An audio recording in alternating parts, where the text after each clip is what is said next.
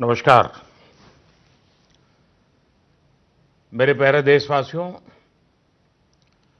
पूरा विश्व इस समय संकट के बहुत बड़े गंभीर दौर से गुजर रहा है।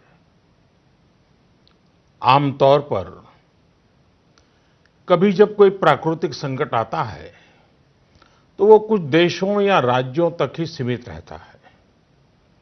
लेकिन इस बार ये संकट ऐसा है जिसने विश्व भर में पूरी मानव जाति को संकट में डाल दिया है। जब प्रथम विश्व युद्ध हुआ था, जब द्वितीय विश्व युद्ध हुआ था, तब भी इतने देश युद्ध से प्रभावित नहीं हुए थे जितने आज कोरोना की इस बीमारी से हैं। पिछले 2 महीने से हम निरंतर दुनिया भर से आ रहे कोरोना वायरस से जुड़ी चिंताजनक खबरें देख रहे हैं, सुन रहे हैं। इन 2 महीनों में भारत के 130 करोड़ नागरिकों ने कोरोना जैसी वैश्विक महामारी का डटकर मुकाबला किया है। सभी देशवासियों ने आवश्यक सावधानियां बरतने का भरसक प्रयास भी किया है। लेकिन बीते कुछ दिनों से एक ऐसा माहौल बन रहा है, ऐसा लग रहा है जैसे हम संकट से बचे हुए हैं। ऐसा लगता है सब ठीक है। वैश्विक महामारी कोरोना से निश्चिंत हो जाने की ये सोच सही नहीं है। इसलिए प्रत्येक भारतवासी का सजग रहना, सतर्क रहना बहुत आवश्यक है। साथियों, आपसे मैंने जब भी जो भी मांगा है, मुझे कभी भी देशवासियों ने निराश नहीं किया है। ये आपके आशीर्वाद की ताकत है कि हम सब मिल करके अपने निर्धारित लक्ष्यों की तरफ आगे बढ़ रहे हैं। प्रयास सफल भी होते हैं। आज मैं आप सभी देशवासियों से, 130 करोड़ देशवासियों से, आप सबसे कुछ मांगने आया हूं। मुझे आपके आने वाले कुछ सप्ताह चाहिए। आपका आने वाला कुछ समय चाहिए। मेरे प्यारे देशवासियों, अभी तक विज्ञान कोरोना महामारी से बचने के लिए कोई निश्चित उपाय नहीं सुझा सका है और न ही इसकी कोई वैक्सीन बन पाई है। ऐसी स्थिति में हर किसी की चिंता बढ़नी बहुत स्वाभाविक है। दुनिया के जिन देशों में कोरोना का वायरस और उसका प्रभाव ज्यादा देखा जा रहा है, वहां अध्ययन में एक और बात सामने आई है। इन देशों में शुरुआती कुछ दिनों के बाद अचानक बीमारी का जैसे विस्फोट हुआ है। इन देशों में कोरोना से संक्रमित लोगों की संख्या बहुत तेजी से बढ़ी है। भारत सरकार इस स्थिति पर, इस वैश्विक महामारी के फैलावे के इस ट्रैक रिकॉर्ड पर पूरी तरह नजर रखे हुए है। हालांकि कुछ देश ऐसे भी हैं जिन्होंने आवश्यक निर्णय भी किए और अपने यहां के लोगों को ज्यादा से ज्यादा आइसोलेट करके स्थिति को संभाला है और उसमें नागरिकों की भूमिका बहुत अहम रही है। भारत जैसे 130 करोड़ की आबादी वाले देश के सामने, और हम वो देश हैं जो विकास के लिए प्रयत्नशील देश हैं, और हम जैसे देश पर कोरोना का ये संकट सामान्य बात नहीं है। आज जब बड़े-बड़े और विकसित देशों में हम इस वैश्विक महामारी का व्यापक प्रभाव देख रहे हैं, तो भारत पर इसका कोई प्रभाव नहीं पड़ेगा, ये मानना गलत है। और इसलिए इस वैश्विक महामारी का मुकाबला करने के लिए दो प्रमुख बातों की आवश्यकता है। पहला, संकल्प, और दूसरा, संयम। संकल्प और संयम।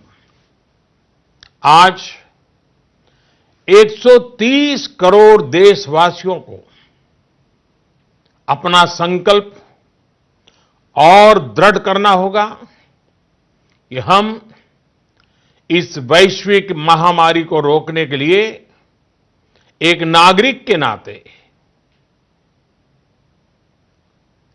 अपने कर्तव्य का पालन करेंगे। केंद्र सरकार, राज्य सरकारों के दिशा निर्देशों का पूरी तरह से पालन करेंगे। आज हमें यह संकल्प लेना होगा कि हम स्वयं संक्रमित होने से बचेंगे और दूसरों को भी संक्रमित होने से बचाएंगे। साथियों, इस तरह की वैश्विक महामारी में एक ही मंत्र काम करता है, हम स्वस्थ तो जग स्वस्थ। हम स्वस्थ तो जग स्वस्थ।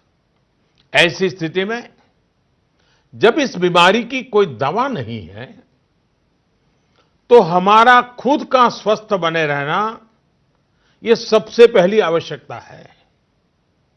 इस बीमारी से बचने और खुद के स्वस्थ बने रहने के लिए दूसरी अनिवार्यता है, वो है संयम। और संयम का तरीका क्या है? भीड़ से बचना, घर से बाहर निकलने से बचना, आजकल जिसे सोशल डिस्टेंसिंग कहा जा रहा है, कोरोना वैश्विक महामारी के इस दौर में ये सोशल डिस्टेंसिंग ये बहुत ही ज्यादा आवश्यक है और कारगर भी है। हमारा संकल्प और संयम इस वैश्विक महामारी के प्रभाव को कम करने में बहुत बड़ी भूमिका निभाने वाला है। और इसलिए अगर आपको लगता है कि आप ठीक हैं, आपको कुछ नहीं होगा, आप ऐसे ही मार्केट में घूमते रहेंगे, सड़कों पर जाते रहेंगे और कोरोना से बचे रहेंगे, मैं समझता हूं ये सोच सही नहीं है। ऐसा करके आप अपने साथ और अपने प्रियजनों को, अपने परिवार के साथ अन्याय करेंगे। इसलिए मेरा सभी देशवासियों से ये आग्रह है कि आने वाले कुछ सप्ताह तक जब बहुत जरूरी हो तभी अपने घर से बाहर निकलें। जितना संभव हो सके आप अपना काम, चाहे बिजनेस से जुड़ा हो, ऑफिस से जुड़ा हो सके तो अपने घर से ही करें। जो सरकारी सेवाओं में हैं, अस्पताल से जुड़े हैं, जनप्रतिनिधि हैं, जो मीडिया कर्मी हैं, इनकी सक्रियता तो आवश्यक है, लेकिन समाज के बाकी सभी लोगों को खुद को बाकी भीड़भाड़ से, बाकी समारोह से आइसोलेट कर लेना चाहिए। मेरा एक और आग्रह है कि हमारे परिवार में जो भी सीनियर सिटीजन्स हो, 60-65 वर्ष की आयु के ऊपर के व्यक्ति हो, वो आने वाले कुछ सप्ताह तक घर से बाहर न निकलें। मैं फिर से आग्रह करता हूं, 60-65 से ऊपर की आयु वाले हमारे सभी परिवार के जन घर से बाहर न निकले। हो सकता है कि वर्तमान पीढ़ी पुरानी कुछ बातों से परिचित नहीं होगी, लेकिन मैं आपको बताना चाहता हूं, मैं जब छोटा था उस समय हम अनुभव करते थे। उस समय जब युद्ध की स्थिति होती थी तो गांव-गांव ब्लैकआउट किया जाता था। शीशे पर भी कागज लगा दिया जाता था, लाइट बंद रखी जाती थी, लोग रात भर चौकी करते थे और युद्ध न हो तो भी साल में 1-2 बार तो वहां के जो नगर पालिकाएं होती थी वो जागरूक होकर के ये ब्लैकआउट का ड्रिल भी करवाती थी। लोगों को आदत बनी रहे इसके लिए प्रयास करती थी। और इसलिए मैं आज प्रत्येक देशवासी से एक और समर्थन मांग रहा हूं। ये है जनता कर्फ्यू। जनता कर्फ्यू यानी जनता के लिए, जनता द्वारा खुद पर लगाया गया कर्फ्यू। इस रविवार यानी 2 दिन के बाद 22 मार्च रविवार को सुबह 7 बजे से रात 9 बजे तक सभी देशवासियों को जनता कर्फ्यू का पालन करना है। इस जनता कर्फ्यू के दरमियान कोई भी नागरिक घरों से बाहर न निकले, न सड़क पे जाएं, न मोहल्ले में या सोसाइटी में इकट्ठे हो, अपने घरों में ही रहें। हां, जो आवश्यक सेवाओं से जुड़े हुए हैं उनको तो जाना ही पड़ेगा, क्योंकि उनका बहुत बड़ा दायित्व होता है। लेकिन एक नागरिक के नाते न हम जाएं और हम देखने के लिए भी न जाएं। साथियों, 22 मार्च को हमारा ये प्रयास हमारे आत्मसंयम, देश हित में कर्तव्य पालन के संकल्प का एक मजबूत प्रतीक होगा। 22 मार्च को जनता कर्फ्यू की सफलता, इसके अनुभव हमें आने वाली चुनौतियों के लिए भी तैयार करेंगे। मैं देश की सभी राज्य सरकारों से भी आग्रह करूंगा कि वो जनता कर्फ्यू का पालन कराने का नेतृत्व करें।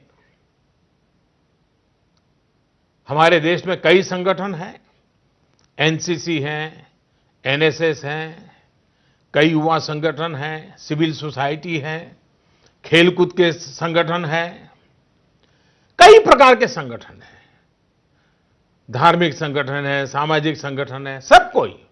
सबसे मैं अनुरोध करूंगा कि अभी से लेकर रविवार तक इस जनता कर्फ्यू का संदेश लोगों तक पहुंचाएं, लोगों को जागरूक करें। आप ये भी कर सकते हैं कि हर दिन 10 नए लोगों को फोन करके आप इस वैश्विक महामारी के संबंध में नागरिक को करने वाले काम, जनता कर्फ्यू की बात उनको समझाएं, उनको बताएं। मेरे प्यारे देशवासियों, ये जनता कर्फ्यू एक प्रकार से हमारे लिए, भारत के लिए एक कसौटी की तरह होगा।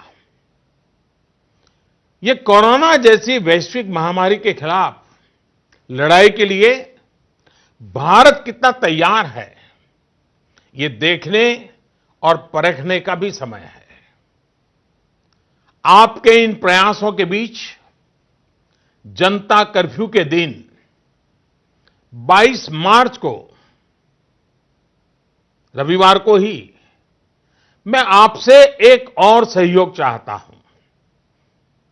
साथियों, पिछले 2 महीनों से लाखों लोग अस्पतालों में, एयरपोर्ट पर, दफ्तरों में, शहर की गलियों में दिन रात काम में जुटे हुए हैं। चाहे डॉक्टर हो, नर्सिस हो, हॉस्पिटल का स्टाफ हो, सफाई करने वाले हमारे भाई बहन हो, एयरलाइंस के कर्मचारी हो, सरकारी कर्मचारी हो, पुलिसकर्मी हो, मीडिया कर्मी हो, रेलवे, बस, ऑटो रिक्शा की सुविधा से जुड़े लोग हो, होम डिलीवरी करने वाले लोग हो, ये लोग अपनी परवाह न करते हुए दूसरों की सेवा में लगे हुए हैं। आज की परिस्थितियां देखें तो ये सेवाएं सामान्य नहीं कही जा सकती। आज खुद भी इनके संक्रमित होने का पूरा खतरा मोल लेते हैं। बावजूद इसके ये अपना कर्तव्य भी निभा रहे हैं, हर किसी की सेवा करने का प्रयास कर रहे हैं।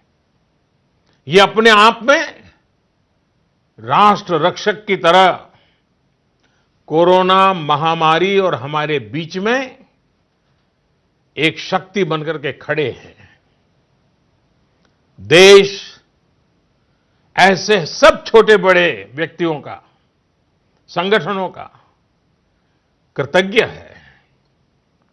मैं चाहता हूं कि 22 मार्च रविवार के दिन हम ऐसे सभी लोगों को धन्यवाद अर्पित करें, और धन्यवाद अर्पित करने का तरीका भी देश के एक एक व्यक्ति को जोड़ सकता है। रविवार को, यानी जनता कर्फ्यू के दिन, शाम को ठीक 5 बजे हम अपने घर के दरवाजे पर खड़े होकर, या बालकनी में, या खिड़कियों के सामने खड़े होकर 5 मिनट तक, रविवार को शाम को 5 बजे 5 मिनट तक ऐसे लोगों का आभार व्यक्त करें। और आभार कैसे व्यक्त करेंगे? ताली बजा करके, थाली बजा करके, घंटी बजा करके, हम उनके प्रति अपनी कृतज्ञता व्यक्त करें, उनका हौसला बढ़ाएं, उनको सैल्यूट करें।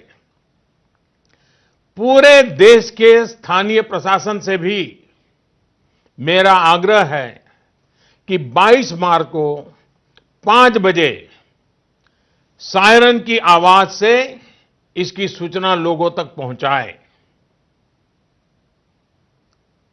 सेवा परमो धर्म के हमारे संस्कारों को मानने वाले ऐसे देशवासियों के लिए हमें पूरी श्रद्धा के साथ अपने भाव व्यक्त करने चाहिए। साथियों, संकट के इस समय में आपको यह भी ध्यान रखना है कि हमारी आवश्यक सेवाओं पर, हमारे हॉस्पिटलों पर दबाव बढ़ना नहीं चाहिए, ताकि हमारी हॉस्पिटल की व्यवस्थाओं को, हमारे डॉक्टरों को, हमारे पैरामेडिकल स्टाफ को इस महामारी के लिए प्राथमिकता देने की सुविधा बने। और इसलिए मेरा सभी देशवासियों से आग्रह यह भी है कि रूटीन चेकअप के लिए अस्पताल जाने की हमारी जो भी आदत रही हो, उससे बचना चाहिए। जितना बच सके बचना चाहिए। आपको बहुत जरूरी लग रहा हो तो अपनी जान पहचान वाले डॉक्टर, आपके फैमिली डॉक्टर या अपने रिश्तेदारी में जो डॉक्टर हो, उनसे फोन पर ही उनसे आवश्यक सलाह ले ले।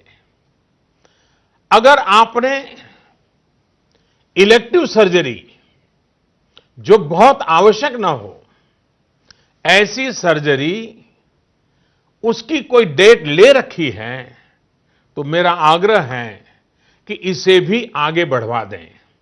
1 महीना बाद की तारीख ले लें।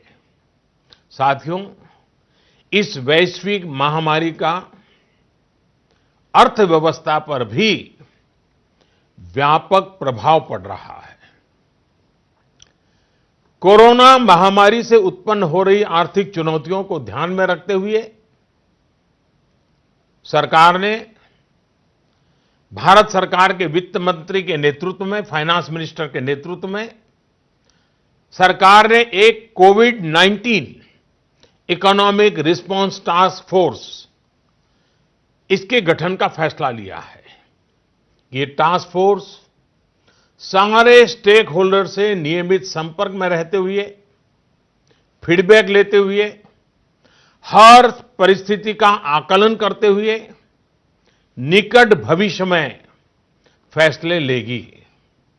ये टास्क फोर्स ये भी सुनिश्चित करेगी कि आर्थिक मुश्किलों को कम करने के लिए जितने भी कदम उठाए जाएं, उन पर प्रभावी रूप से अमल हो। निश्चित तौर पर ये महामारी ने देश के मध्यम वर्ग, निम्न मध्यम वर्ग और गरीब के आर्थिक हितों को भी गहरी क्षति पहुंचा दी है। संकट के इस समय में मेरा देश के व्यापारी जगत, उच्च आय वर्ग से भी आग्रह है कि अगर संभव है तो आप जिन जिन लोगों से सेवाएं लेते हैं, उनके आर्थिक हितों का ध्यान रखें। हो सकता है आने वाले कुछ दिनों में ये लोग दफ्तर ना आ पाएं, आपके घर ना आ पाएं। ऐसे में उनका वेतन न काटें, पूरी मानवीयता के साथ, संवेदनशीलता के साथ फैसला ले। हमेशा याद रखिएगा, उन्हें भी अपना परिवार चलाना है, अपने परिवार को बीमारी से बचाना है। मैं देशवासियों को इस बात के लिए भी आश्वस्त करता हूं कि देश में दूध, खाने पीने का सामान, दवाइयां, जीवन के लिए जरूरी ऐसी आवश्यक चीजों की कमी ना हो, इसके लिए तमाम कदम उठाए जा रहे हैं। ये सप्लाई कभी रोका नहीं जाएगा। इसलिए मेरा सभी देशवासियों से ये आग्रह है कि जरूरी सामान संग्रह करने की होड़ न लगाएं। आप पहले जैसे करते हैं वैसे ही सामान्य रूप से ही खरीदारी करें। पैनिक बाइंग ये कतई ठीक नहीं है, उसको न करें। साथियों, पिछले 2 महीनों में 130 करोड़ भारतीयों ने, देश के हर नागरिक ने देश के सामने ये जो संकट आया है, उस संकट को देशवासियों ने अपना संकट माना है। भारत के लिए, समाज के लिए, देशवासियों से जो बन पड़ा है, हर किसी ने किया है। मुझे भरोसा है कि आने वाले समय में भी हम सभी देशवासी अपने कर्तव्यों का, अपने दायित्वों का इसी तरह निर्वाह करते रहेंगे। हां, मैं मानता हूं कि ऐसे समय में कुछ कठिनाइयां भी आती हैं। आशंकाओं और अफवाहों का वातावरण भी पैदा होता है। कई बार एक नागरिक के तौर पर हमारी अपेक्षाएं भी पूरी नहीं हो पाती। फिर भी ये संकट इतना बड़ा है और वैश्विक है। एक देश भी दूसरे देश को मदद नहीं कर पा रहा है। ऐसी स्थिति में सारे देशवासियों को इन दिक्कतों के बीच दृढ़ संकल्प के साथ इन कठिनाइयों का मुकाबला करने की भी आवश्यकता है। साथियों, हमें अभी अपना सारा सामर्थ्य खुद को बचाने के लिए, कोरोना से बचने के लिए ही प्राथमिकता देनी है। आज देश में केंद्र सरकार हो, राज्य सरकारें हो, स्थानीय निकाय हो, पंचायतें हो, जनप्रतिनिधि हो या फिर सिविल सोसाइटी, हर कोई अपने अपने तरीके से इस वैश्विक महामारी से बचने में अपना योगदान दे रहा है। आपको भी अपना पूरा योगदान देना है। ये आवश्यक है कि वैश्विक महामारी के इस वातावरण में मानव जाति विजयी हो, भारत विजयी हो। मेरे प्यारे देशवासियों, कुछ दिन में नवरात्रि का पर्व आ रहा है। ये शक्ति उपासना का पर्व है। भारत पूरी शक्ति के साथ आगे बढ़े, इस संकल्प को लेकर के आवश्यक संयम का पालन करते हुए आओ हम भी बचें, देश भी बचाएं, जग को भी बचाएं। फिर एक बार मैं आग्रह करूंगा, जनता कर्फ्यू के लिए मैं आग्रह करूंगा, सेवा करने वालों का धन्यवाद करने के लिए। आपका भी बहुत बहुत धन्यवाद।